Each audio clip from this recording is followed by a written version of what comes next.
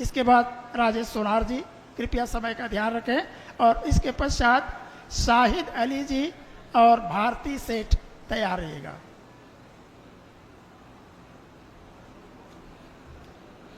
मंच को प्रणाम और सदन में उपस्थित समस्त सुधीजनों को मेरा सादर नमन।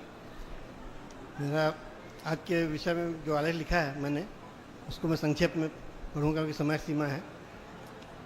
विकलांग शब्द सुनने पर मन में जो संवेदना भाव जागृत होता है, उसमें दया, करुणा, मदद भाव, घृणा अथवा तिरस्कार की भावना का सम्मिश्रण होता है। यह अलग अलग व्यक्तियों के मन में अलग अलग भाव होता है। विकलांग कहने से सामने जो मन में तस्वीर होती है वह अपूर्ण शारीरिक अंगों वाले जीव की होती है। यह संवेदना का भाव मानव के स्वभाव से मेल रखता है। जहाँ दयालु व्यक्ति के मन में दया, करुणा अथवा विकलांग व्यक्ति को मदद करने के स्वभाव का उदय होता है, वहीं तिरस्कार, घृणा का भाव कुटिल और स्वार्थी व्यक्ति के मन को प्रकट करता है। विकलांग विमर्श को मुख्य बिंदुओं में सर्वप्रथम इसकी अवधारणा विकलांगों की चिकित्सा यह व्यक्तिगत समस्या नहीं हो, यही समझकर यह सामाजिक, सांस्कृतिक और राजनीतिक सृजन के रूप में रेखांकित करता है। साथ ही उनके अधिकारों का लाभ उन तक पहुँचाना भी होता है। यह अधिकार उनके शिक्षा, व्यवसाय, स्वास्थ्य सेवा, आधुनिक स्वास्थ्य जीवन में सहभागिता के अधिकार से जुड़ा होता है। विमर्श के लिए सिर्फ बैठकर चर्चा करना आवश्यक नहीं है।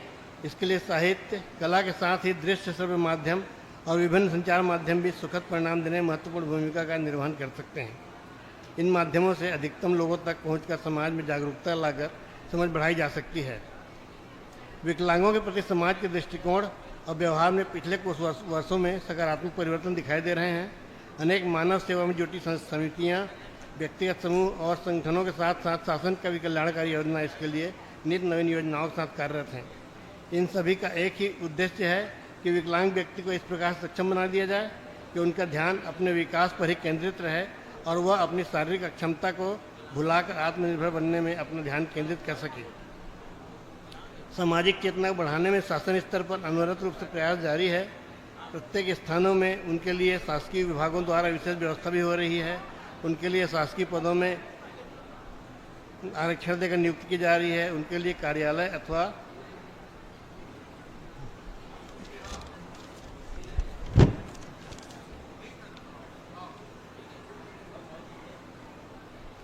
विकलांगों द्वारा उपलब्धियां प्राप्त करने में अनेक उदाहरण हैं। जैसे हमारे देशवासी रविंद्र जैन को नेत्रहीन होते हुए मधुर संगीत कालजयी टीवी सीरियल रामायण में दिया है।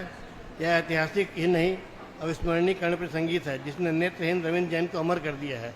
महान विकलांग पूर्व राष्ट्रीय वॉलीबॉल महिला खिलाड़ी अरुणिमा सिन्हा ने वर्ष 2013 में विकलांग होते हुए भी विश्व के उच्चतम पर्वत शिखर माउंट एवरेस्ट पर विजय प्राप्त किया है।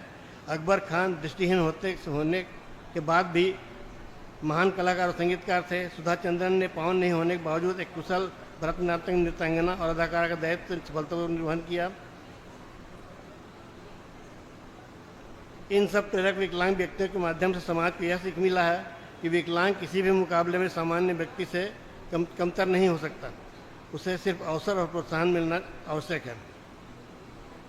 साहित्य और समाज सेवा के माध्यम से विकलांगों हेतु सामाजिक जागरूकता से अनवरत प्रयास चल रहे हैं। इसी वजह से लोगों में भी विचार परिवर्तन के कारण विकलांगों को उचित स्थान और सम्मान मिलना सुनिश्चित हो रहा है। यह एक सामाजिक चेतना और परिवर्तन का सुखद पहलू है जिसका परिणाम आगत काल में समाज को क्रांतिकारी परिवर्तन दिलाने में सक्षम। धन्यवाद। धन्यवाद सोनार जी।